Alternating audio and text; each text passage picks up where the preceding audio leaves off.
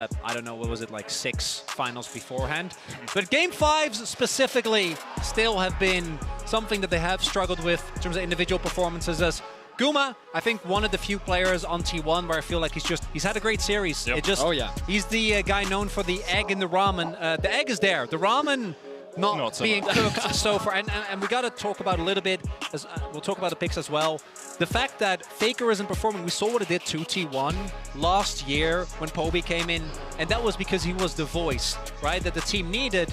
But it felt like the rest of the team was getting more dependable. But Faker, I can't remember the last time, even if he's not at the top of his game, that he genuinely just struggles as much in lane as we've seen. And credit to G2 as again, this time the Rek'Sai not going to be banned, gonna get picked up by Yak again. I mean, the Azir is the obvious choice here for T1. Get Faker back on something he's comfortable on. His game 1, yes, he faltered a little bit in the laning phase, but he bounced back and had a huge impact. And you just have to look at the series against Gen G when he managed to solo get that quadra kill that kept T1 in the game in the finals. There is the Azir locked in. Will T1 look to their jungle? Yeah, support or jungle, that's the question. Vi is still available, of course, if they want a little bit more lockdown. Or perhaps they want a little bit more frontline. Things like Xin Zhao still available. But if they want to just grab something like Nautilus too, I think are all very viable options. I think they're a little bit skeptical with support because they know the flexibility that Mickey is showing today. And what will the direction be? Xin Zhao is going to be the lock-in for Owner. So there's their initiation, their frontline, and also a way to tank up any of the damage that G2 can throw out. That said though, the Xin, we'll see to what extent Owner can have an impact into the Rek'Sai specifically. Oh, G2 have brought out Oh, they've done it! They went back! Cogmore! So at the start of winter, Cog Braum was a thing that G2 just did on repeat. Last year they did it too. Like, this was just a thing that they brought out. It was, I forget exactly what they used it as an answer for, but Cogmore Braum was such an effective combo for them.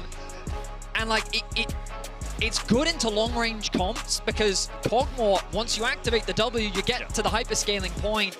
You have so much utility with the Braum as well. You can even team it up with Emilio if you want that extra range. We haven't seen a lane swap yet. Cog Emilio in a lane swap can be very powerful. I mean, to get through the early levels, for sure. But in terms of taking towers, I don't know. Not as powerful, sure. But Emilio can even go Demolish. You just go Revitalize Demolish on your secondary tree, and that helps you with the pressure on the lane. Also wondering if T1 are also going to know that this and go for the takeaway of the Braum. No, it's going to be the Lulu ban instead. I mean, much more traditional Cog Lulu. We see that quite a bit. Cogmore Braum is more of a G2 special. Renata's still a possibility with how many people want to step into you. Renata ultimate here, very Braum good. is a wall, but Renata still acts as effective disengage, right? And it just offers more scaling options for the Cogmore too. Mickey hasn't lost on it this year either. Would be something. Carrier's barred. Yeah, Carrier has relied on this. There are 3 immobile characters on the enemy team. It is, yeah. He wanted Lux, but he didn't play Lux, so that was a bit of a problem. I was going to say earlier, we haven't seen Cassante so far this day. Cassante barred. All right, so Carrier is not going to play as much for lane and is going to look to impact the map. Maybe he can get Faker off to a better start, work with Owner to find some impact on the map, but a more traditional front-to-back coming out from T1. And they round things out with a Poppy once more. It's what we talked about in the previous game. The Poppy is also great into the Cassante. Last time, Oscar against Gen G. Exactly. They don't want to go for it. And the early laning phase is actually really, really punishing. Does mean that, again, I feel like we really expected there to be more lane swaps in this series. Yeah, I did expect more lane swaps. Also because G2 talked about them all the time. Yeah. Like, hey guys, we like lane swaps. They literally only did lane swaps in the playoffs. Yeah. Come into MSI, everyone's doing lane swaps, and then G2's like, no, we're over that. That's subverting expectations. It's what G2 do so well with it. I mean, maybe extrapolating that a little. It's one of the things where, like, the truth is, coming into this series, we had no idea what G2 was going to look like. They were one of the first teams to get to China. They immediately went into scrimming. Like, they've done nothing but prep to prove people that they can be the drivers of their own destiny. And today, taking 2 games off T1, who's already changed the opinions of many, the question is, can they close things out, or can T1 prove to the world, or remind the world, I should say, why they are the reigning world champions? And T1 is on the precipice of reliving some very very bad flashbacks to what was the darkest days for the LCK, and it was specifically T1 that G2 took down. T1, not only are they going to have to win this game, they're also going to have to conquer their game number 5 struggles that this team has dealt with over the last, 3 years since they've gotten together. Once more onto the Rift, my friends, for what has been an electrifying series so far. I know a lot of the neutrals at home want 5. I kind of want 5 too. I think more of this would be fun. And I won't hide the fact that if G2 win this, what a day that would be for Europe. What a day it would be for G2. It's been 5 years since G2 last took a series off T1. I want to echo again what I mentioned. Even in the game where he bounced back in game number 1, Faker has genuinely looked like the worst he has all year. Like his individual laning phase in the LCK wasn't why T1 was good, wasn't why T1 did so good at Worlds last year, and it wasn't why they've made so many consecutive finals necessarily. It was his voice, it was his shot calling, but he was always dependable in lane. He was always there to at least absorb pressure, absorb ganks. We saw a lot of that last year in Worlds as well. The way that he played against LNG, for example, I think was pivotal. And we're also seeing how pivotal, again, how essential Faker performing is to T1 as a team, as Broken Blade will get spotted. Just trying to get his head in there, get the ward down to spot Owner's early pathing. Yike was spotted on a ward as well. The traditional Faker ward up near those Razor Beaks. So both the junglers' early positioning should be known by these two teams. I really can't believe that Hansama just brought out the Cog more. I was kind of disappointed at last year's Worlds that we didn't get more of it. So for him to bring it out of his back pocket when they barely played, I don't think they did even play it this year once. Played it once. Yeah. Oh, one game, okay. But Cap's off to a good start in the lane, already putting pressure down. And you can tell Cap's in game 1. I mean, he was already having a solid game. You can see that he was kind of still feeling out the stage, getting some of the nerves out. 2, 3, and 4, his confidence has only grown. And it definitely feels like that he's getting the better of Faker in this series. You have to remember, for G2, these are their first stage games as well. So having a few nerves, having a little bit of apprehension early doors isn't too surprising. Carry and Guma, once again, getting level 2 first. Carry has been so on point with these cosmic bindings. He's just so good at it. Also see that the top side of the map, both junglers pathing towards bot, both spotted as well. Owner a little bit behind, particularly things like Raptors, Rek'Sai obviously choose through very, very quickly. Does mean that T1, again, ideally is going to look towards the crash. A really big turning point for me in the previous game was when Guma and Carry were trying to punish, trying to catch a rotating Mickey on a ward. And that was the point where I feel like one of T1's final outs in that game were taken away. This time around, Yike, I'm going to look towards Faker, who already is pretty low. Owner. He's not burrowed, so he doesn't have the tremor sense. He will know that Owner is in this sort of area. He's not going to step around to steal away the red. Now he checks the Razor Beaks, but it might just be a gank on Faker. Tunnel flash. Faker's on the right side of the map to react to this, though. Faker flashes early. Has to. Yeah, otherwise he's dead. Yike might still look for it. Owner's path down towards the Krugs. Yike Mission now successful here. Carrying out on the roam, as you'd expect. Mickey quick to follow. Only level 2 from him, though. Does he have the handshake to maybe set up for a play? Neither going to connect.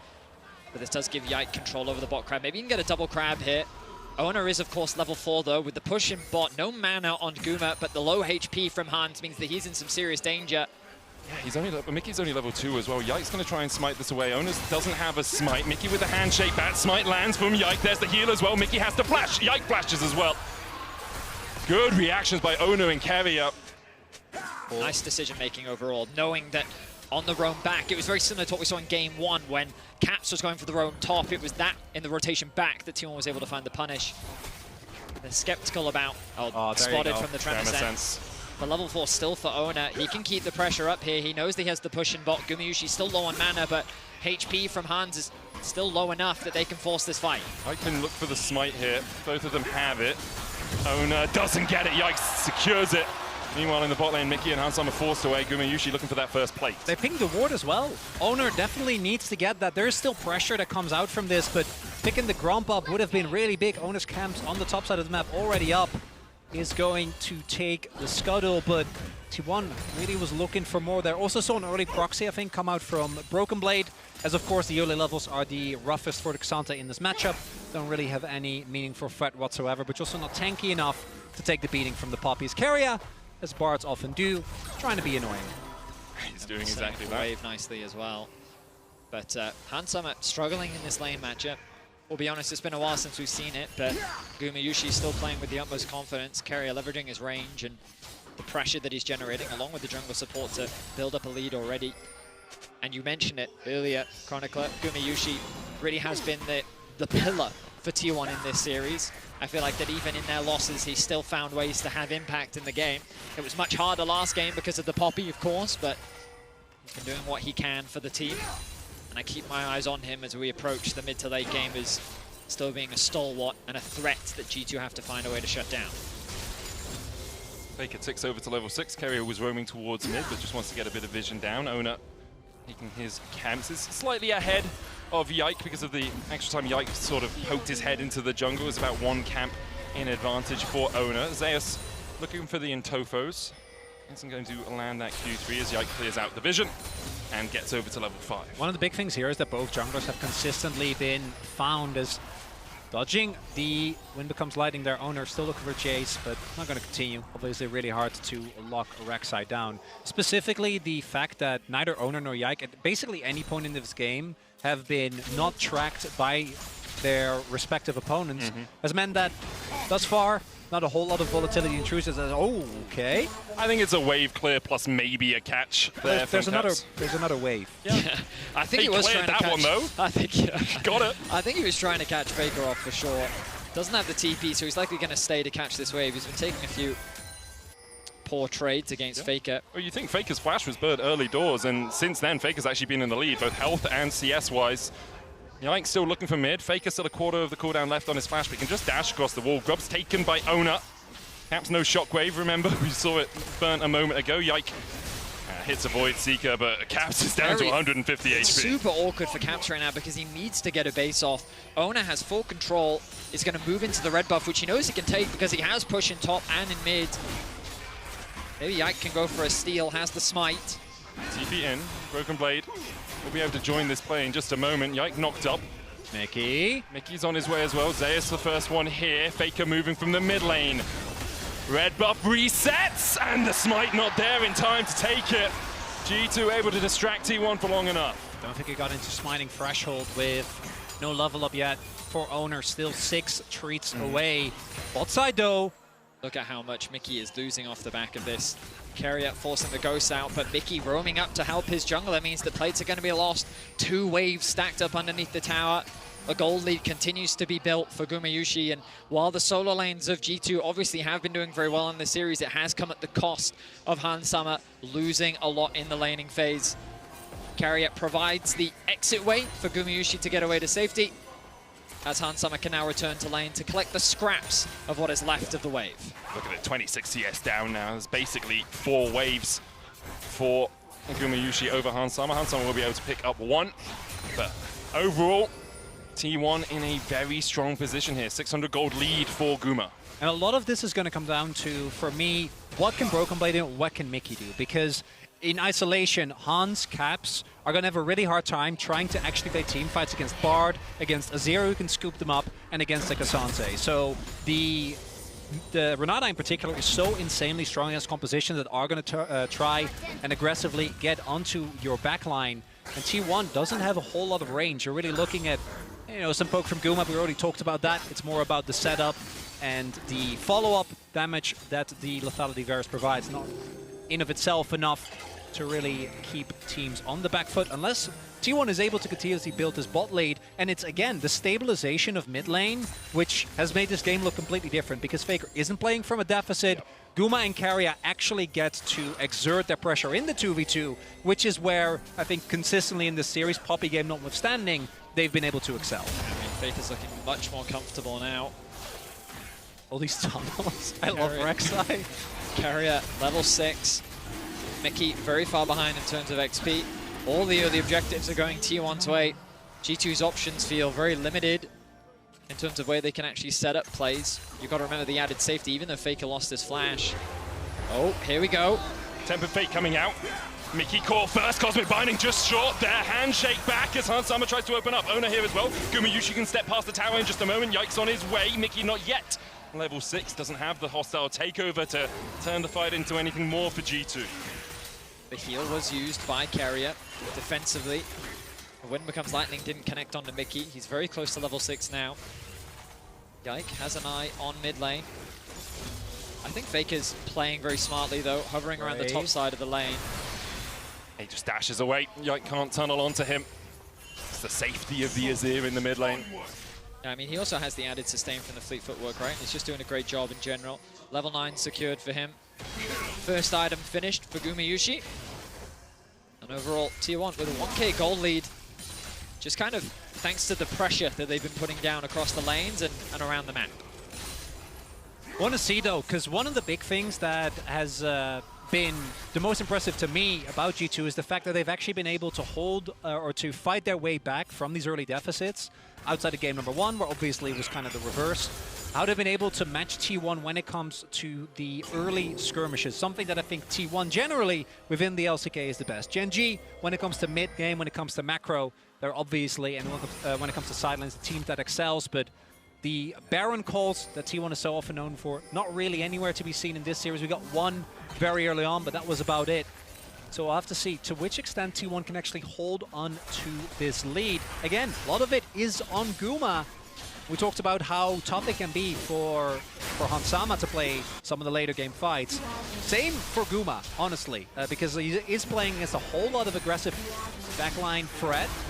Carrier able to magical journey his way to safety. G2 got the bot side scuttle crab, but meanwhile Owner is taking the 5th, 6th grub for T1. And they also got the first Drake. Neutral control very much in T1's favor in this game so far. Oh, completely. And you can see advantages gained in mid, advantages gained in bot. Look at Carrier with the stun. I don't think they're trying to catch the wave. Yeah, I think this is a little too ambitious, and this gives a window now for Faker to push in mid. Caps is going to lose a decent amount of farm. He does, of course, have the TP. But Faker going to be happy with this. Level 10 ticked over for him.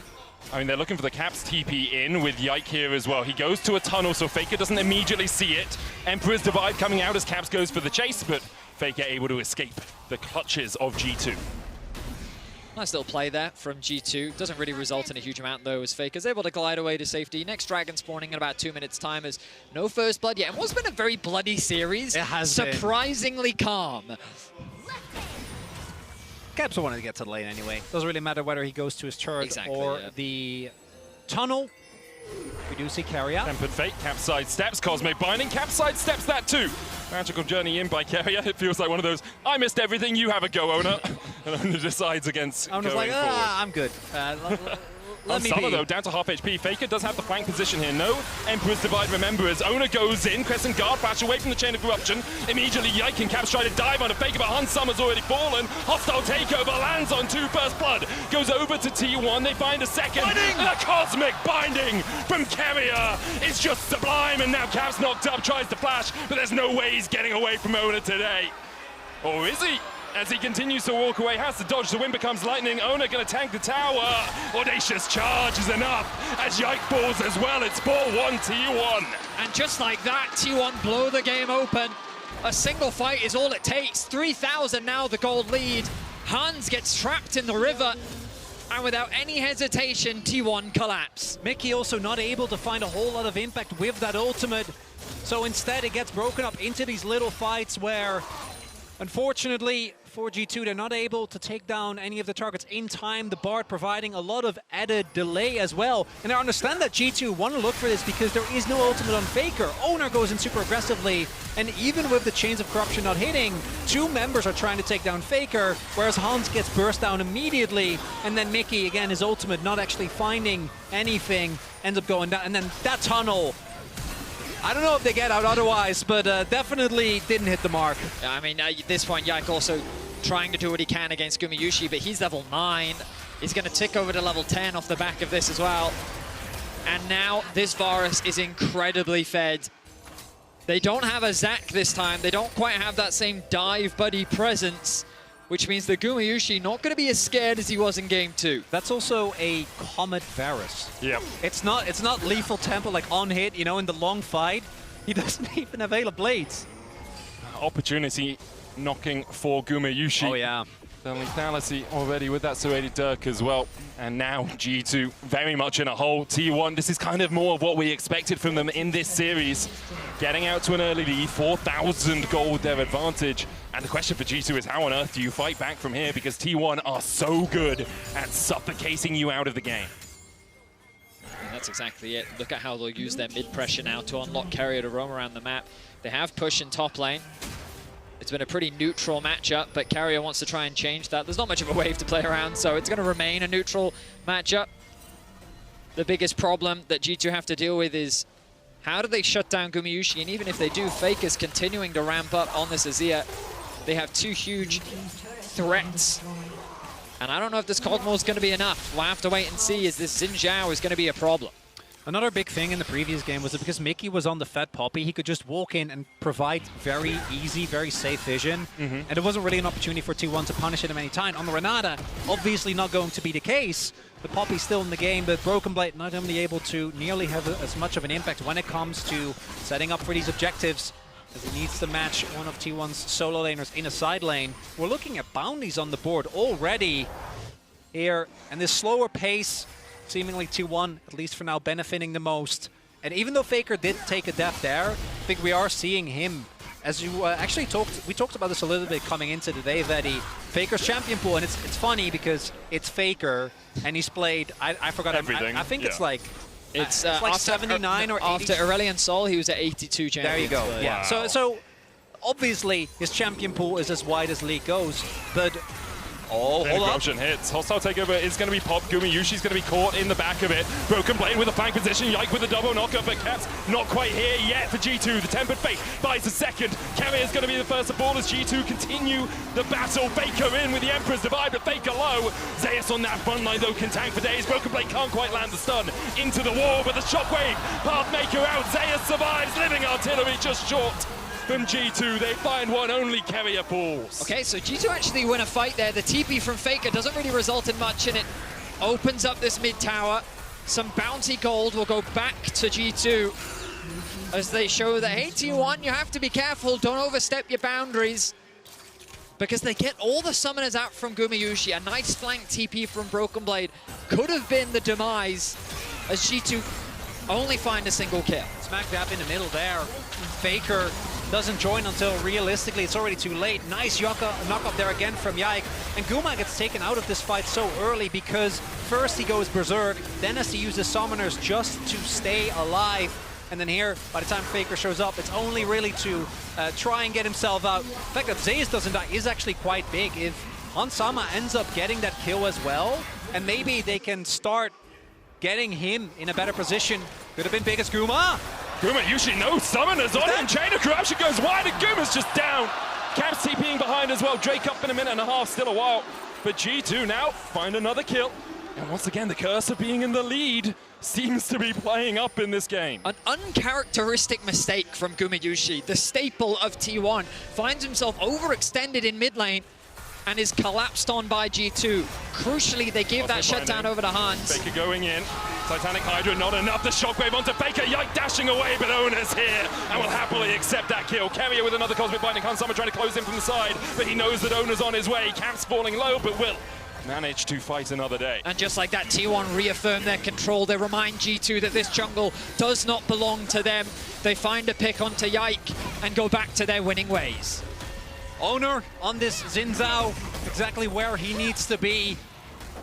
Has looked, I think, by far the best on this. One of the big things that I was wondering about coming into the tournament is what is Owner going to play, given that the champion he has looked the best on over like the last year and a half, the Rel, has been taken out of the jungle. Xin Zhao clearly has been one of his main champions that he is able to have this mid-game impact on. That said, though, 2 TPs were invested there from G2, both to great effect. The gold lead, though, still 4K in favor. And the Hextech Soul specifically is one that I don't think you can afford to give soul points to. Zeus alone here. Doesn't have the Ghost, has the Pathmaker. Steadfast Presence locked him up for a second. Broken Blade chasing in, Void Rush, Caps collapsing, Owner's on his way, but can Zeus survive for long enough? The all-out might not be enough as Caps lands a shockwave on 2, and now Owner with a bounty on his head in the middle of 3 members of G2. Caps flashes out of vision, and Owner has to flash away, collapsing though T1 come in. Gumayushi there first, Yike dashes away from the chain of corruption. Owner falling low, but the piercing arrow from Gumayushi never misses its mark. T1 find another. Guma doesn't miss those arrows, and that's pivotal because otherwise this could have been a disaster. Owner not dying could have, or rather Owner dying could have been a turning point. Zeus goes down. Now the question becomes, does T1 still get their way with this dragon? Setting up soul point here would be huge, and there was a lot invested to the top side by G2. Faker secures a tower in the bot lane and gets another 700 gold for himself. G2 just want to try and find a pick. T1 is setting up the map nicely with the push in mid and the push in bot, which means that Zeus losing his life here isn't the end of the world. But T1 say, we can actually fight this. The arrival of Owner thinks that, hey, I can turn this around. He commits as much as he can, but he almost loses his life. He's forced to flash away. The arrival of T1's bot lane is what turns the fight around. Look at this arrow from Gumayushi. Nicely done. We find him landing these arrows crucially in so many fights. He finds another, brings himself to 3-1 and 2. Without the bounty going over, still see this huge level. Last time, Yike on the Rek'Sai was a raid boss, unable to be taken down by anyone on T1. That's not the case here, and it looks like with Caps over the top side and not having the teleport available just yet, they are just going to give up the soul point. I understand for G2, but T1 going to be very happy about that. G2 in the hole right now. 2 items on Owner, 2 as well on Gumayushi. He's building up towards that Manamune. Faker a little bit behind, but still ahead in terms of gold. He's just got Piecemeal, Seeker's Arm Guard, and a Void Staff on its way. Crypt Bloom complete for Caps. We'll be trying to get towards that Rabadons, but right now, T1 in the ascendancy, looking to take us to 5 games again. Yeah, it's a throwaway, Harold. It's a charge. Yeah. Good enough. They get what they wanted. Damage is done. Look at the difference in mid lane as this time around. 1.1k for Faker, almost level 14. So much more confidence in his play. As right now, the entirety of Tier 1. I mean, the way they've built these leads has just been through superior laning and smart map moves. They've had full control over the early objectives, and it felt like G2 have just had no options. This Kog'Maw pick came out as an answer to Varus, and it just hasn't worked out. Perhaps if they can scale for long enough, there's a world in which G2 can turn these fights around, but right now, it is fully T1's game to lose, to bring us to Silver Scrapes, to bring us to a Game 5. Making scene here. TP behind. Hansama has 2 items. Yike goes in. They look for Owner first. Crescent Guard popped by Flash. Broken Blade might go for Guma. Can knock him into the wall. Carrier though is going to spot him. Steadfast Presence going down as the Sundisk is used. Flash from Mickey with a hostile takeover, but it only lands onto the Azir. Yike trying to do what he can in the middle of the fight. His Owner's already down to half HP, but Yike and Mickey and G2 have to retreat because gold from Carrier. The shockwave only lands on 1. It's Owner, not the target that G2 wanted. And Faker has had enough. He slides G2 into the waiting moors of his team as T1 look to take us to match point. Oh, this is the classic T1. You think you're fine? The geometry of that fight with the Bard, the TPs. But in the end, at the very least, they're going to get the inhib. But knowing them, I'm feeling they're going to try and bring us to back-to-back Silver Scrapes. There is something inevitable about Faker. There is something indomitable about T1. Mickey comes up alive, 8 seconds on Hansama. No minion wave here for T1, but they have the might to try and help out. The wave about 5 seconds away. Hansama will respawn in time. T1 take the gate out and have a little patience. They were so close to ending the game right there, but the Baron will have to do. All 5 members remain alive. And the fight was so disconnected. G2's Hansama was nowhere to be found. He couldn't land the damage. The shockwave was barely impactful. Caps? He completely whiffs the shockwave. Doesn't even send the ball over. Another to add to the list of Caps fails as T1 walks away with the Baron. It's been a lot of ups and downs as this all starts off with Owner getting engaged on. It's so hard to actually take down a Xin Zhao and do reliable damage. As Keria zones Broken Blade away, then Owner ends up going back in here, which keeps Caps away. And Hansama, as you pointed out, Letty, nowhere near the fight. Faker has no threat onto him. He's just able to keep dishing damage out. There, the Shockwave only connects onto Owner, and at this point, as Medic said, Faker had enough. Flash is in, connects the ult onto 2, creates a wall that G2 cannot escape from. And this Kog'Maw hasn't felt great. That flash didn't either. T1. It's quintessential. It's about to bring us to another Silver Scrapes, and man, what a treat it's been. And what a turnaround, an absolute stomp from start to finish from T1, reminding the world why they are so feared. They're continuing the siege. Good damage from Guma. Forces G2 back as they chip away at this tower. There have been 9 5-game series in MSI history. We might get 2 in a row. In fact, I think it's pretty much certain now as T1 push in for the top lane inhibitor. G2 have half a Nexus tower to try and defend. Broken Blade, Steadfast Presence will stop Owners engage. Gumayushi down to half HP. Zeus pulled back with a handshake, but he's tanky enough. G2 looking for any last vestige of hope. Sending up prayers. Looking for a miracle. Broken Blade finds one perhaps as Owners locked up. He flashes the wall. All they're going to do is buy a little time here. But time is swiftly running out. Kronos himself is playing for T1, and Faker goes in again. Stopwatches the tempered fate from Carrier. In fact, the Seguime slide was not enough. The shockwave from G2 will do nothing as T1 assert their dominance on the series and take us to Silver Scrapes. 5 games, wouldn't have it any other way. An international rivalry that hasn't delivered in a while, but is delivering today.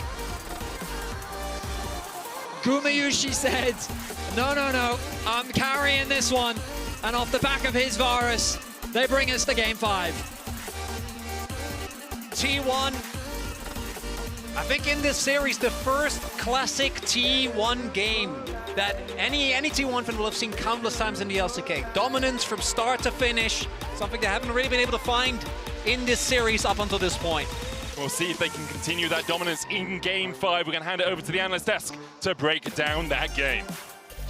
Let's go again. We get another game 5 after we saw one yesterday as well. But will this one have a different ending? Will the underdog be able to finish the job today? Or will T1 shut the door? Because when you know T1